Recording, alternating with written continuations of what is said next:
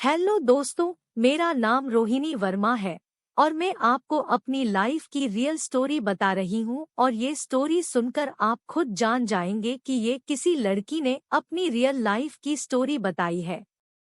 मैं बचपन से सभी से घुल मिलकर रहती थी। किसी की भी गोद में बैठ जाती थी और किसी भी अंकल के साथ घूमने चली जाती थी। मेरे मम्मी पापा दोनों रेलवे जॉब में हैं। मम्मी पापा के ऑफिस जाने के बाद मैं बिल्कुल अकेली रहती थी। कभी कभी मामा गाँव से आया करते थे। वो मुझे बहुत प्यार करते थे और जब भी आते थे तो बहुत सारी मिठाइयाँ और चॉकलेट लेकर आते थे। इस बार वो 1 या 2 साल बाद आ रहे थे और अब मेरी बॉडी में उभार आ गया था और जब से मेरी बॉडी में उभार आया तब से सभी अंकल और भैया लोग मेरी छाती पर ध्यान देते थे। फिर हमेशा की तरह मैं स्कूल से आई और मैं आकर उनकी जांघों पर बैठ जाती थी। ये बात उस समय की है जब मैं 12वीं में पढ़ती थी और मेरे मामा की नीयत शायद जब मेरे ऊपर खराब नहीं हुई थी। वो नॉर्मली मुझे अपनी जांघ पर 5 से 10 मिनट ही बैठने देते थे और फिर मुझे उतार देते थे। लेकिन इस बार उन्होंने मुझे दोनों हाथों से जकड़ कर रखा था और मैं भी टीवी देखने में लगी थी। मुझे हल्की हल्की गुदगुदी हुई जब वो मेरी जांघ को सहलाने लगे तो मैं हंसकर बोली, मामा गुदगुदी हो रही है। तो मामा ने कहा, तू टीवी देख, बहुत अच्छा सीन चल रहा है।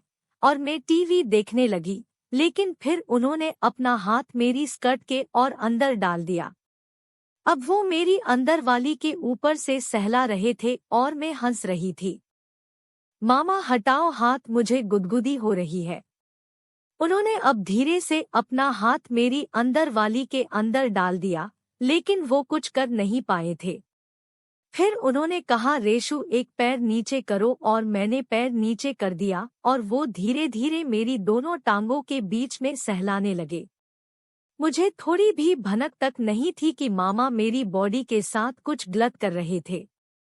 फिर मुझे थोड़ी देर के बाद दर्द हुआ और टांगे सिकुड़ कर मैंने मामा का हाथ पकड़ लिया और जब मामा ने हाथ निकाला तो मुझे पता चला कि मामा फिंगरिंग कर रहे थे और फिर मामा ने मेरा ध्यान टीवी की तरफ कर दिया और धीरे से मेरी अंदर वाली निकाल दी। फिर मैंने पूछा कि मामा अंदर वाली क्यों निकाल दी? तो उन्होंने बोला कि काफी गर्मी है ना, इसलिए। फिर मामा ने मुझसे कहा कि तुम बहुत डरपोक हो। तो मैंने कहा, मैं डरपोक नहीं हूँ। फिर मामा ने कहा, अगर डरपोक नहीं हो तो मेरी ये उंगली अपनी चीकनी गुफा में डालकर दिखाओ। तो मैंने पूछा, ये चीकनी गुफा क्या होती है? तो उन्होंने मुझे चीकनी गुफा दिखाई और बोले, ये है। फिर मैंने कहा, ठीक है, आप फिंगर डाल लो। फिर मामा धीरे से अपनी उंगली मेरी चीकनी गुफा के पास लाए और डालने लगे और मुझे जैसे दर्द हुआ तो मैंने टांगे समेट दी। फिर मामा ने कहा कि तुम बहुत डरती हो, तो मैं बोली, नहीं डरती हूँ। फिर मामा बोले, अगर नहीं डरती तो टांगे खोल कर रखो। फिर मैं बोली कि मुझे दर्द हो रहा है और मामा बोले, धीरे धीरे उंगली करूँगा और अगर तुम्हें अच्छा नहीं लगे तो नहीं करूँगा। फिर मैं बोली, मुझे अच्छा क्यों लगेगा जब दर्द हो रहा है? तो वो बोले, एक बार करके तो देखो। फिर मैंने थोड़ी टांगे ढीली की और मामा मेरे पैर फैलाकर चीकनी गुफा को देखने लगे और कहने लगे कि तू बहुत कच्चा माल है। फिर मैंने पूछा, क्या? तो वो बोले, तुझे बाद में बताऊंगा, और ये कहकर वो अपनी जीभ से मेरी चीकनी गुफा को सहलाने लगे। मुझे अजीब सी गुदगुदी हो रही थी, लेकिन उसके साथ साथ अच्छा भी लग रहा था। अब वो चाट चाट कर मुझे एक फिंगर से फिंगरिंग कर रहे थे। फिर 30 मिनट के बाद वो 2 उंगली डालकर फिंगरिंग करने लगे और मुझे अब दर्द हो रहा था, लेकिन मामा मेरे दर्द को नजरअंदाज कर रहे थे और फिर उन्होंने मुझे 2 मिनट के बाद छोड़ दिया। अब वो हर दिन स्कूल से आने के बाद मुझे अपनी जांघ पर बैठाकर फिंगरिंग करते थे और मैं खामोश होकर अपने पैर फैलाए हुए उनके कंधे पर अपना सिर रखकर सोए रहती थी। मम्मी के आने से पहले तक मामा मुझे गोद में लेकर जो मन में आता वो सब करते थे और मैं सिर्फ खामोश रहती थी। जैसे कि कभी कभी अंदर वाली उतार कर उंगली से मेरी चिकनी गुफा को फैला कर के अंदर देखते या फिर मेरी चिकनी गुफा को चाटते थे या फिर मुझसे कहते कि दूध पीना है और मैं अपने गुब्बारे निकाल कर उनके मुंह के पास रखती और वो मेरा पूरा टॉप या फ्रॉक निकाल कर फिर जी भर कर चखते थे और काटते थे या फिर कभी कभी मेरे पूरे कपड़े उतार कर मेरे साथ पलंग पर लेटे रहते थे। अब मामा मेरी चिकनी गुफा के हर अंग की जानकारी रखते थे और वो जानते थे कि कहाँ तक मुझे दर्द होता है, क्योंकि जब वो फिंगर करते थे तो मैं कमर ऊपर नीचे करती थी और पैर सिकुड़ कर रखती।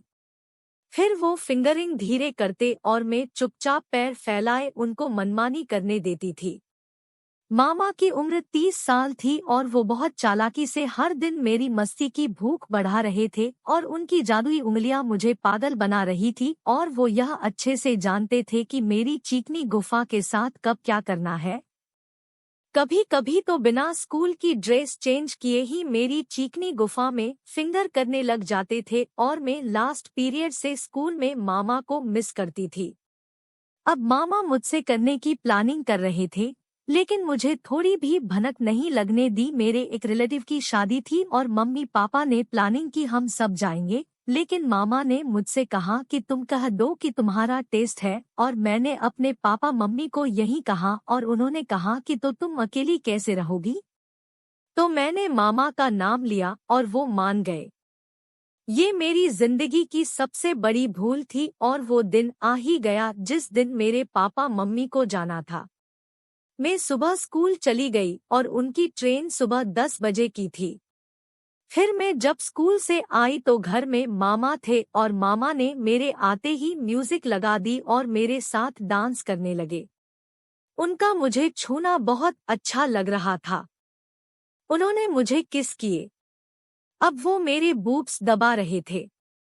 मैंने कहा कि मामा मैं पहले नहा कर आती हूँ, तो वो बोले ठीक है तू नहा ले और मैं नहाने चली गई और मेरे नहाते समय मामा ने डोर लॉक किया और मैंने जैसे ही कुंडी खोली तो वो झट से दरवाजे को धक्का देकर अंदर आ गए और मेरे भीगे बदन को सिर्फ अंदर वाली में देखने लगे। फिर मैंने जब मामा को देखा तो वो पूरे नल्ले थे और मेरी नज़र सीधे उनके लोहे की रॉड पर गई, जो इतना बड़ा था कि मेरी नज़र वहां से हट ही नहीं रही थी। मैंने पहली बार मेरे मामा को नल्ला देखा था। मामा मेरे पूरे बदन पर साबुन लगाकर मसल रहे थे और बोल रहे थे कि मैं तुम्हें आज खो दूंगा। फिर वो मुझे गोद में उठाकर अपनी साबुन वाली उंगली से फिंगरिंग करने लगे और मैं पागलों की तरह। फिर मामा ने शॉवर चालू किया और मुझे फ्लोर पर लेटा दिया और वो मेरे ऊपर आ गए और मेरे होंठ चूसने लगे और बोले करूं? तो मैंने कहा हाँ करूं। मामा बोले मैं आज तेरी गुफा की पहली सैर मेन करूंगा, लेकिन चिल्लाना मत, और ये कहकर मेरी चिकनी गुफा पर अपना लोहे की रॉड रगड़ने लगे और अपने एक हाथ से मेरा सिर पकड़कर होंठ चूसने लगे और दूसरे हाथ से मामा ने मेरी चिकनी गुफा पर अपना लोहे की रॉड सेट किया और एक शॉट मारा तो मेरी जान ही निकल गई। मैं दर्द के मारे तड़प रही थी। फिर मामा ने एक और शॉट मारा तो मैं अपने दोनों हाथों से उनको धक्का दे रही थी, लेकिन उनको कोई फर्क नहीं पड़ रहा था। फिर वो थोड़ी देर रुके तो मुझे लगा कि मामा मुझे छोड़ देंगे, लेकिन उन्होंने फिर से अपने लोहे की रॉड को सेट करके मुझे एक और शॉट मारा। मेरी चिकनी गुफा से खून आ रहा था। ऐसा लग रहा था कि जैसे मेरी दोनों टांगों के बीच में कोई सख्त चीज से दनादन वार कर रहा था और मुझे अब समझ में आ रहा था कि खुदाई क्या होती है। मैं मामा से कह रही थी कि मुझे छोड़ दो। मामा ने कहा कि अगर तुझे पूरा अच्छी तरह से नहीं खोड़ा तो दूसरी बार तुझे दर्द होगा, और यह कहकर उन्होंने अपनी बॉडी के पूरे वजन से अपना लोहे की रॉड और अंदर डाल दिया। मुझे कुछ समझ में नहीं आ रहा था। फिर दर्द के मारे मैंने मेरी टांगे थोड़ी ढीली की तो वो मुझे थैंक यू कहने लगे और वो मुझे वैसे ही शॉट्स मारते रहे। मैं समझ गई थी कि मामा जब तक अपने आप नहीं छोड़ेंगे तब तक मुझे ऐसे ही उनके शॉट्स लेने पड़ेंगे। अब मुझे दर्द हो रहा था, लेकिन थोड़ा कम था और ऐसे ही में 20 मिनट तक मामा से खुदाई करवती रही और फिर मामा ने मेरे अंदर सारा आइसक्रीम छोड़ दिया। अब मुझसे उठा भी नहीं जा रहा था। फिर मामा मुझे गोद में उठाकर बेड पर ले गए और टॉवल से मेरा पूरा बदन पोंछा और कंबल ओढ़ा दिया और मैं सो गई। जब मेरी नींद खुली तो रात के 10 बज रहे थे और फिर मामा ने मुझे जूस दिया और थोड़ी देर के बाद मेरे कंबल में आ गए। अब मामा फिर से मुझे छूने लगे। मैं समझ गई कि मामा फिर खुदाई करेंगे और मामा मेरे गुब्बारे धीरे धीरे दबाने लगे और मेरे होंठ चूसने लगे। फिर वो धीरे से मेरे ऊपर आ गए और मैंने उनसे कहा बहुत दर्द होगा, तो वो बोले तेरी गुफा का लॉक टूट गया है और थोड़ा दर्द तो किसी से भी करवाती तो होता। फिर मामा ने मेरे पैर मोड़कर फैला दिए और धीरे से अपना लोहे की रॉड मेरी गुफा में रखकर एक शॉट मारा और मैं बोली आया। ऐसा लग रहा था जैसे मेरी दोनों टांगों के बीच में कुछ चीरता हुआ अंदर जा रहा है। मामा ने तब तक दनादन शॉट्स मारे जब तक वो पूरा अंदर नहीं कर दिया।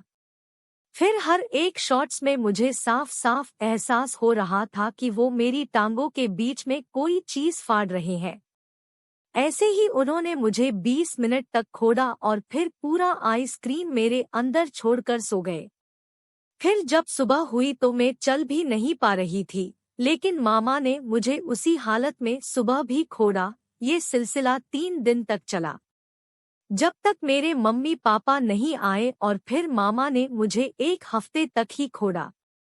फिर एक रात मैंने 1 बजे मामा को उठाया और कहा जो करना है करो, लेकिन ऐसे मुझसे दूर मत जाओ। और उस रात उन्होंने मेरी जमकर खुदाई की। ये सिलसिला अब हर दिन चलता रहा, कभी स्कूल से आने के बाद या फिर रात में। और मैंने गौर किया कि मेरे रंग में और निखार आ रहा था और मेरी चबूतर भी बड़ी हो रही थी। शायद यह सब मेरी खुदाई का ही असर था।